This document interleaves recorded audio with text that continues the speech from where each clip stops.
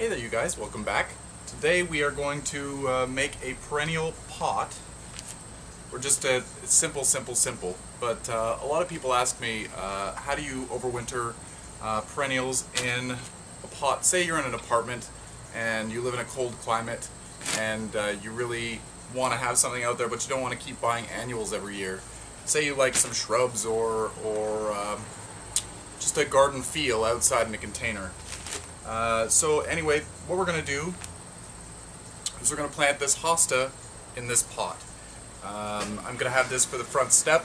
I really like the idea of just planting a single plant inside a pot, just for a little bit of a focal point feel, rather than doing mixed containers. Sometimes mixed containers can get really difficult, just because sometimes they don't turn out the way that you want. At least with this, you know what you're going to get. And this will come back year after year with very little care. So the first thing you want to know is, when choosing the plant that you want to use, think of your local climate zone. My zone is a zone 6B, which is good to know. So I want to grab plants that are at least 1 or 2 zones hardier than my zone. So if I'm a zone 6B, I want to at least choose something that's a zone 5, or even better yet, a zone 4. If you choose a zone 4, if you have a really bad year, a really cold year,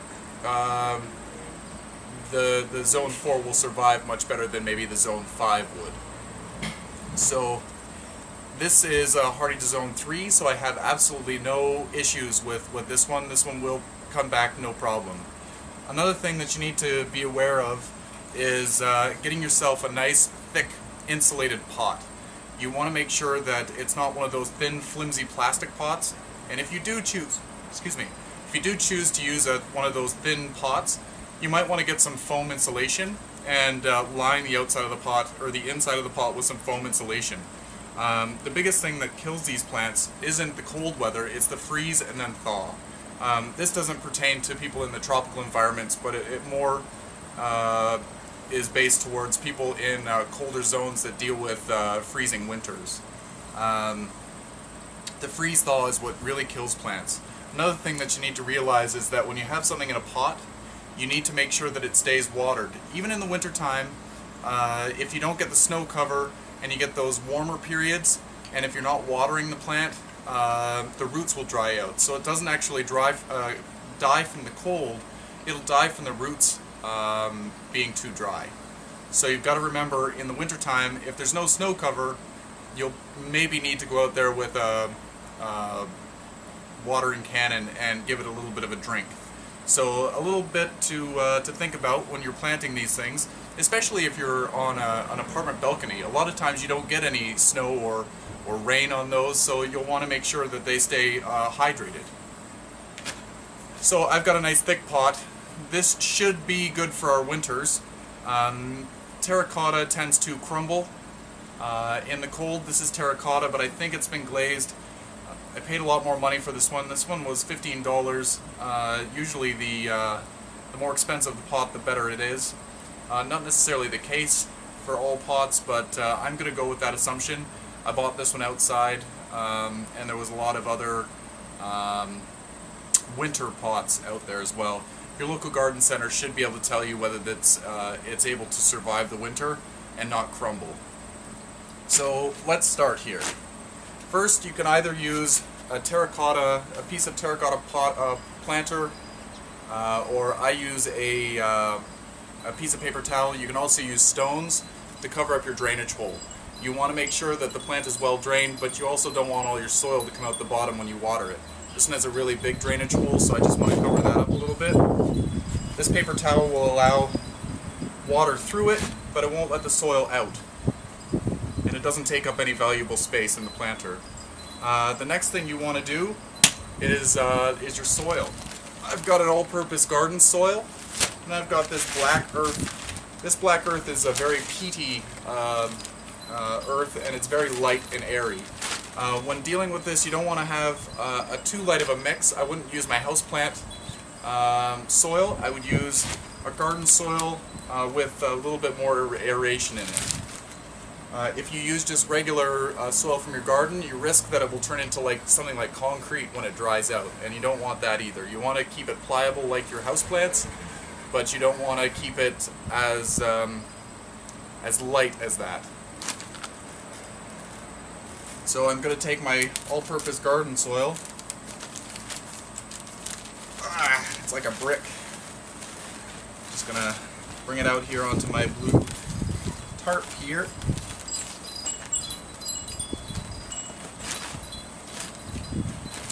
Just loosen it up a little bit. This has some compost in it. I can see sticks and stuff in there. A little bit more. Okay.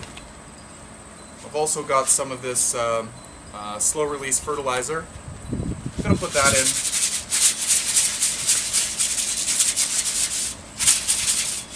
Also, when planting these in pots, you do have to remember to fertilize throughout the season, because you're not getting the external sources from, say, the worms doing their thing. And now I'm going to add some of this black earth. This black earth is wonderful soil. This has a lot of peat moss in it, so it's nice and light. Mix it in with our regular soil. This way it will stay rather pliable after I water it. Mix it in nice and... got some bugs around me. Nice and mixed. Okay, now I'm just going to add a little bit of soil to the bottom. This hosta is called Ginkgo Craig.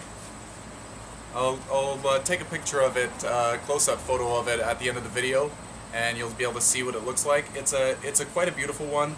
This one only grows to be 18 inches tall. Sometimes that includes the flower, so this looks like it's as big as it's going to get. And it likes shade to part shade, so it's a good one to grow in a shady spot, as with any hosta. Okay, so I'm just going to pop it out of its pot here.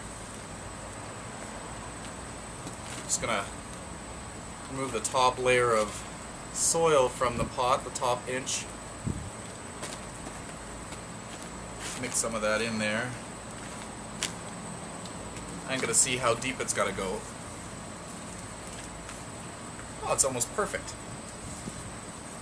Almost perfect. Now I'm just going to add this soil around the outside. If you were to use a bigger pot, you could do a mixed planter of different types of hostas or any other perennials. Just remember that you want to look at the hardiness zone of the plant you're choosing. And you also want to have perennials that can take a little bit of neglect. You don't want to have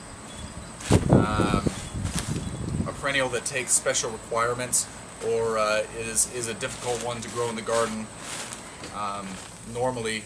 Like, you want to have something that can deal with a little bit of drought, because you might not be out there watering it every week or every day. In pots, they tend to dry out a lot faster. So just make sure that the plants you choose are hardy plants.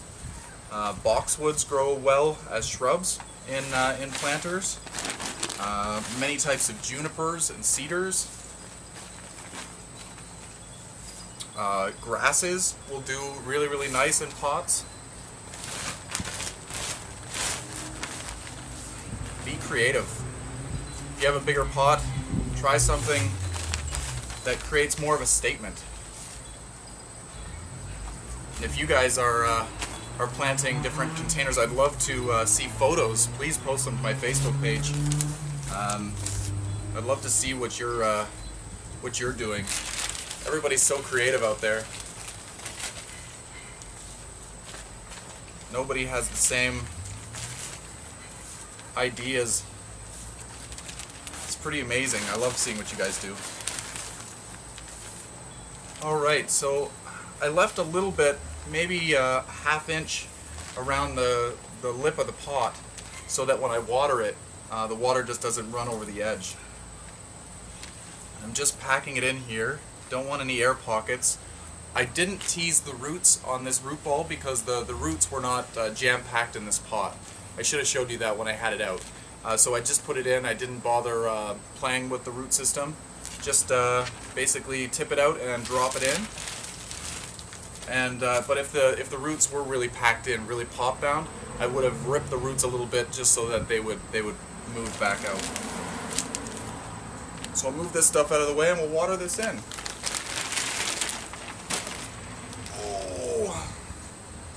And just like a regular houseplant, I will fertilize this, excuse me, with an all-purpose fertilizer in the spring and in the summertime, but I'll stop just before fall hits. You don't want any of that new growth going into the fall because that can kill the plant. So I'll water it really, really well. I'll go over this a couple of times.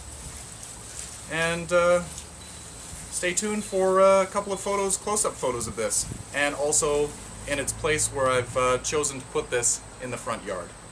Anyway, happy growing, everyone.